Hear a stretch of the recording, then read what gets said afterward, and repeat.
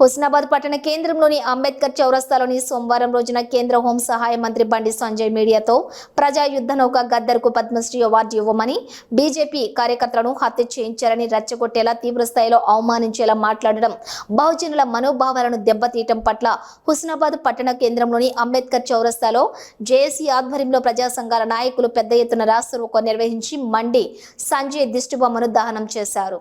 ఈ సందర్భంగా ప్రజా సంఘాల నాయకులు మాట్లాడుతూ ప్రజాస్వామ్య పదవిలో ఉండి ప్రజాస్వామికంగా వ్యవహరిస్తూ ఇతరుల మనోభావాలను దెబ్బతీసేలా కళారంగంలో ఎంతో మందికి ఆదర్శంగా నిలిచిన మహోన్నతమైన వ్యక్తి సమాజ రక్షణలో ఎప్పుడూ పోరాడే తత్వాన్ని యువతకు తన పాట రూపకంగా అందించినటువంటి గద్దర్కి పద్మశ్రీ అవార్డు ఇవ్వాలని తెలంగాణ రాష్ట్ర ముఖ్యమంత్రి రేవంత్ రెడ్డి కేంద్ర ప్రభుత్వానికి విజ్ఞప్తి చేయగా అహంకారంతో బండి సంజయ్ గద్దర్ పట్ల విచక్షణ కోల్పోయి బండి సంజయ్ దురుసు ప్రవర్తనతో మాట్లాడి ప్రజలు ఇచ్చిన పదవిని అగౌరవపరుస్తూ సమాజంలో నియంతృత్వ విధానాలను బీజేపీ అవలంబిస్తోందని స్పష్టం చేశారు.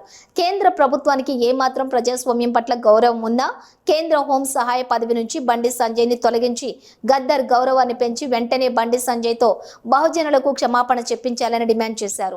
ఈ కార్యక్రమంలో జేఏసీ కన్వీనర్ కవ్వ లక్ష్మారెడ్డి, సిద్దిపేట జిల్లా గ్రంథాలయ సంస్థ chairman Kedem Lingamurthy, single window chairman Bolashetti Shivayya, JAC కోఆర్డినేటర్లు మేకల వీరన్న యాదవ్, జేగల సారయ్య, బీసీ సంక్షేమ సంఘం రాష్ట్ర కార్యదర్శి మార్క్ అనిల్ గౌడ్, జేఎస్ నాయకులు గంపల శ్రీనివాస్, వెన్నరాజు, పచ్చిమట్ల శ్రీకాంత్, పొదరి శ్రీనివాస్, మాజీ కౌన్సిలర్ వల్లపు రాజు, ముఖ్య సరోజన, దండి లక్ష్మి, పొన్న సది, కైలు నాయక్, కోయడ కొమరయ్య, విశ్వతేజ విద్యాసాగర్, బోరుగు కృష్ణస్వామి, కోమటి సత్యనారాయణ, బత్తుల రవి, జక్కుల రమేష్, వడ్డేపల్లి మల్లేశం, జనగోని శ్రీనివాస్, మైదాన్ శెట్టి వీరన్న, కేశవని రమేష్ నాయక్, సంపత్, దండి కొమరయ్య, సురేష్, విక్రమ్, శ్రీనివాస్, రజిత, కుమార్, బాలయ్య, ఏఐఎస్ఎఫ్ రాజ్ కుమార్, పెరుమాండ్ల నర్సాగౌడ్, రంజిత్ తదితరులు పాల్గొన్నారు. భారతదేశము పురోగమనం వైపు తిరోగమనం వైపు ప్రయాణిస్తారు. గద్దరన్న ఎప్పుడు చంపిండు? ఎవరిని చంపడానికి ప్రోత్సహించి ఆ రోజు గద్దరన్న అమరత్వం పొందిన రోజు మోడీ మెచ్చుకుంటూ ప్రపంచంలోని అనేక దేశాలు గర్వించదగ్గ కళాకారుణ్ణి ఈ తెలంగాణ కోల్పోయింది అని ఒక ఉత్తరం రాయడం జరిగింది. మరి అంత లోపలనే గద్దరన్న హంతకుడు అయిందా? అసలు ఎవరు హంతకుడు ఒకసారి బండి సంజయ్ ఆత్మవిమర్శ చేసుకోవాలి. సోయబుద్ధిని కేసు లోపల ఎవరు దోషి ఉన్నారు? ఇప్పుడున్న కేంద్ర మంత్రి అంటే హోంశాఖ మంత్రి అమిత్ షా ఉన్నాడు. అదేవిధంగా కర్ణాటక లోపల ఎంతమంది కవులను రచయితలను ఎవరు చంపారు? బీజేపీ పార్టీ కాదా? బీజేపీ పార్టీ నాయకులు చంపలేదా? అటువంటి మరి గద్దర్ ఒక ప్రజలు మెచ్చే ఒక గద్దరన్న ఏం చెప్పిండు? పోలీసుల పైన కూడా పాట రాసిండు.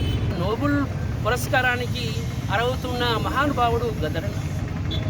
ఏదో వక్రీకరించి గద్దరన్న పైన అట్లా వ్యాఖ్యలు చేయడం సరికాదు. ఇది తీవ్రంగా ఈ సమావేశం తీవ్రంగా ఖండిస్తుంది. ఇప్పటికైనా క్షమాపణ చెప్పాలి. అణగారిన వర్గాలకు పక్షాన పోరాడిన వ్యక్తి మన గద్దరన్న.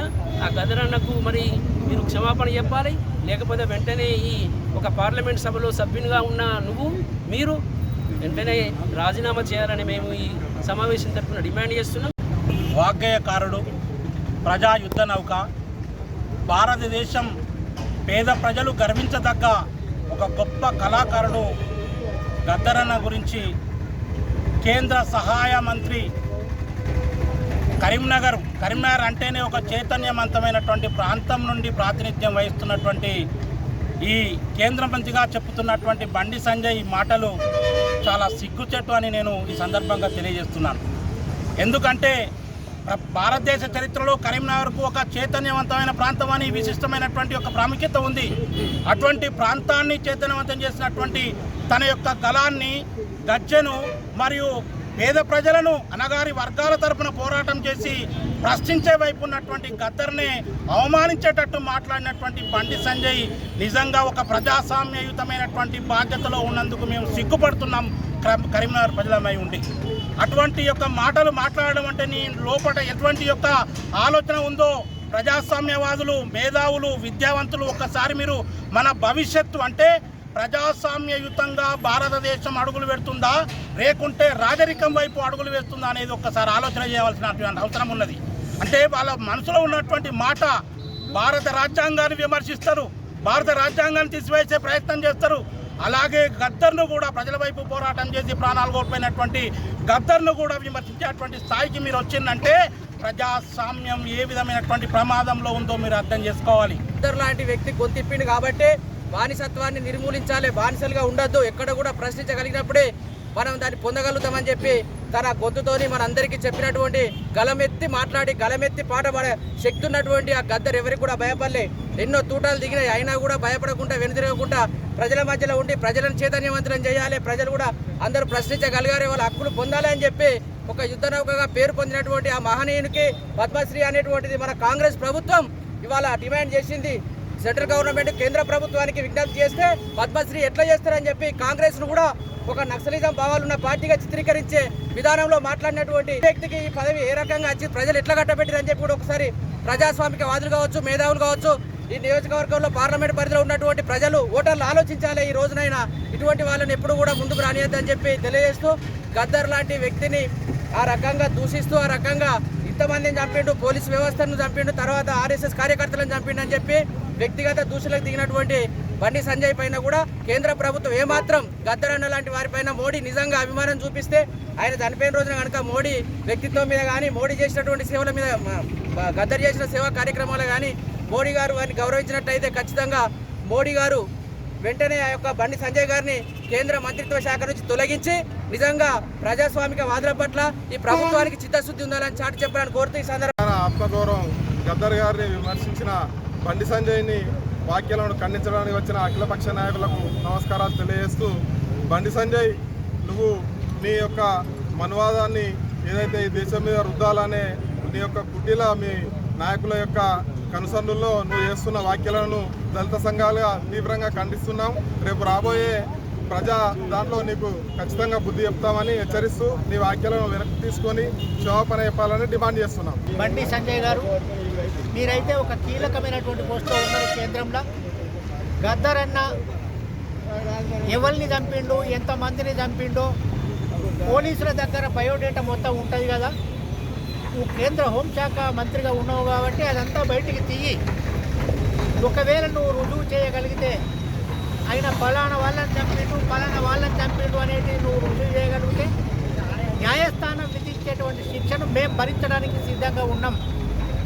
లేకపోతే నువ్వు మాట్లాడినటువంటి మాటల్ని బహిరంగంగా గద్దరన్నకు క్షమాపణ చెప్పాలి, నీ మాటల్ని వాపసు తీసుకోవాలని చెప్పి నేను బండి సంజయ్ గారికి గుర్తు చేస్తూ, వారు చేసిన వ్యాఖ్యలకు సంబంధించి సరి అయినది కాదు. బీజేపీ పార్టీ ఒక హోదాలో ఉన్న గౌరవప్రదమైన స్థానంలో ఉండి ఎంపీగా ఉండి మంత్రిగా మీరు ఉండి కూడా ఒక సామాన్య వ్యక్తి ప్రజల సమస్యల మీద మంచి ఉద్యమకారుడు పాట ఆట గజ్జె కట్టి గలమెత్తిండంటే ప్రతి ఒక్క పిల్లలకైనా అవగాహన కల్పించినటువంటి పెద్ద ఉద్యమకారుని పట్టుకొని మీరు హత్యలు చేశారనే మాట సరి అయినది కాదు. అలా అనడం కూడా మీరు వెనక్కి తీసుకోవాల్సిన అవసరం ఎంతైనా ఉంది. ఎట్లా అనవలసిన అవసరం వచ్చింది అనేది మీరు చూసుకోవాలి. అవార్డులు ఇవ్వమంటే మీరు రివార్డులు ఇవ్వడం కరెక్ట్ కాదు. మీ రివార్డుల కోసం ఆయన బ్రతకలేదు, అవార్డుల కోసం కూడా ఏనాడు పోరాటం చేయలేదు. వారి పోరాటం వారి ఉద్యమం వల్లనే ఈరోజు తెలంగాణ బిడ్డలందరూ కొంత ఆనందమయంలో ఉన్నారని చెప్పుకోక తప్ప. ప్రజా గాయకుడు గద్దరన్న మీద కేంద్ర హోంశాఖ సహాయ మంత్రి బండి సంజయ్ గారు అనుచిత వ్యాఖ్యలు చేయడం సరి అయింది కాదు. గద్దరన్న జీవితం బడుగు బలహీన వర్గాల పేద ప్రజల కోసానికి ఆయన ఉద్యోగానికి రాజీనామా చేసి మరి పాట ద్వారా ఆట ద్వారా ప్రజలను చైతన్యపరిచి ఈ సమాజంలో జరుగుతున్న అన్యాయాల మీద ఎదిరించి ప్రభుత్వాలకు వ్యతిరేకంగా పోరాడిన వ్యక్తి. ఆయన తుపాకీ బట్టి మరి ఎన్కౌంటర్ చేయలేదు. తర్వాత పౌర హక్కుల అన్యాయం జరిగిన కాడ ఎదురొడ్డి మాట్లాడిన వ్యక్తి. ఆయన ఇలా అవార్డు అని చెప్పకుండా దాని మీద మాట్లాడిన దానికి అట్లా మాట్లాడడం మంచిది కాదు. ఆయన మాట్లాడిన దానికి ఆయన వెంటనే మంత్రి పదవి రాజీనామా చేయాలి. గద్దర్ గారి గురించి మాట్లాడిన దానికి క్షమాపణ చెప్పాలని. ఒక బానిసత్వంలో ఉన్నటువంటి సమాజాన్ని చైతన్యపరిచి ఆ సమాజానికి ప్రశ్నించడం నేర్పినటువంటి గద్దర్ను అసలు ఇవాళ మాట్లాడుతున్నటువంటి ఒక బీసీ బిడ్డగా నీకు చైతన్యం ఎక్కడి నుంచి వచ్చిందో ఒకసారి ఈ గ్రామాలన్నీ తిరిగిరా. తెలుస్తుంది. ఈ గ్రామాలు భూస్వాముల చేతుల్లో ప్రజలు అనేక కష్టాలు పడ్డనాడు, హత్యలకు గురైనాడు, దెబ్బలు తిన్ననాడు, వెట్టి చాకిరి చేయించుకున్ననాడు. నువ్వు ఎక్కడున్నావో ఒకసారి చరిత్ర తెలుసుకోరా. గద్దరు పాట లేదా గద్దరు మాట పద్మశ్రీలు పద్మభూషణులు ఇస్తావు, లేదా విభజించి పాలించేటువంటి రాజకీయ నాయకులకు ఇస్తావు. తన్నుకునేటట్టు చేసి అధికారం కోసం మీ ఇష్టం ఉన్నట్టుగా అవార్డుల పేరు మీద ప్రజలు మభ్యపెట్టేస్తున్నారా? అసలు బండి సంజయ్కు ఉన్నటువంటి అవగాహన కంటే దీని వెనుకున్నటువంటి రాజకీయం ఏంటి? అసలు నీ పార్టీ కావచ్చు, నీ ఆర్ఎస్ఎస్ సిద్ధాంతాలు కావచ్చు, దీన్ని ఒక కుట్రపూరితంగా ముందుకు తీసుకుపోతున్నటువంటి మోడీ విధానాలు కావచ్చు. చాలా స్పష్టంగా చెప్పాలంటే మోడీ ఫస్ట్ ప్రజలకు క్షమాపణ చెప్పాలి. ఎందుకనంటే ఆయన నోట గద్దర్ను బాగా ఎలుగెత్తి ఆయన గురించి చెప్పినటువంటి మనిషి చనిపోయినప్పుడు. మరి అదే గద్దర్ను నీ అనుయాయుడు ఒక రకంగా మాట్లాడితే నువ్వేం చేయాలి?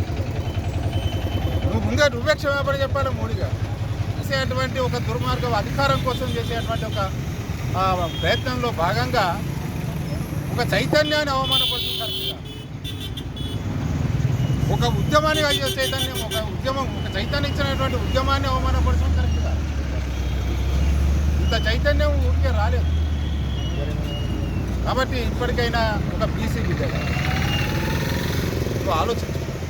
కాబట్టి ఇప్పటికైనా మోడీ కానీ బీజేపీ కానీ ఆయన మీద తగిన చర్యలు తీసుకోవాలి. ఆయన తప్పకుండా ప్రజలకు క్షమాపణ చెప్పాలి. మంత్రి ఉన్నాడు కాబట్టి ఢిల్లీలో మోడీ నాయకత్వంలో అత్యంత రహస్యంగా మాట్లాడుకునేటువంటి విషయాలు ఆయన ఇక్కడ వచ్చి మాట్లాడతాడు కావచ్చు. మోడీ దీనికి సమాధానం చెప్పాలి, బీజేపీ పార్టీ సమాధానం చెప్పాలి. గద్దర్ గారు జీవితకాలం మరి ఆయన ప్రజలను చైతన్యం చేయడానికి సామాన్య ప్రజలు ఎంత కష్టపడతారు, ఎంత దోపిడీ గురవుతారు. మహిళలు కానీ, పిల్లలు కానీ, ఆదివాసులు కానీ, దళితులు కానీ, శ్రమజీవులు కానీ ఎట్లా దౌర్జన్యం గురవుతారు. ఆయన సాహిత్య రూపకంగా, మాట రూపకంగా ప్రపంచానికి తెలియజేసాడు. అది నోబెల్ బహుమతి కూడా చిన్నది. నోబెల్ బహుమతి అనేది ఒక వింగులో పనిచేస్తే ఇస్తారు. వింగులో బుల్లెట్లు పెట్టుకొని కూడా ఆయన అరగారిన ప్రజల కోసం తిరిగిండు. ఆయనను సీఎంలు ఆయన సిద్ధాంతం, మా సిద్ధాంతం, ఆయన మేనిఫెస్టో, మా మేనిఫెస్టో అన్నవాళ్ళు కూడా వీళ్ళు ఉన్నారు.